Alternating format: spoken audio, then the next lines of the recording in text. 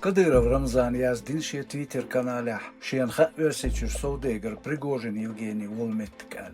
Gaytin şatsins şe sözgalç rezidenza daqan sort.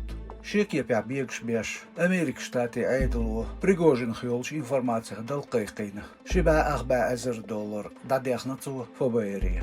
Kir halq Amerika Federal Talmi Büronu Prigozhin Evgeniy Liyevmevaqan zu Amerika Ştatında hal bozbunçuluşluyorlarna şezer deytel şezer yılgıtel şerşkatçınçı olqşun yuqayartırna iz prezident xarjmışın teatqan bağırtın xırna. Saudegar lats attobiyaş informasiya üçün şiba axba azır dolar soğut qayqin fobero. Şezer beritel şarah Amerika Ştatska orderiyella Prigozhin Evgeniy lats Sulta izvaqan Interpol liyxmushk.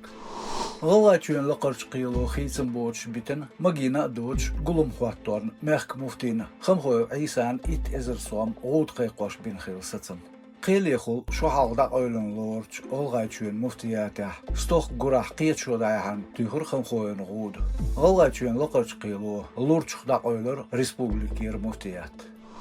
Şezert qayasol şarah algaç ahliyalç protesti lidersk isin tuki gala xoç dönah Levin bekte bahar xoy awar şityaş yaşam xilçaq tsastag advokatşın xiyetra prokurori versi tetsacağın tsardinç tüyşolş.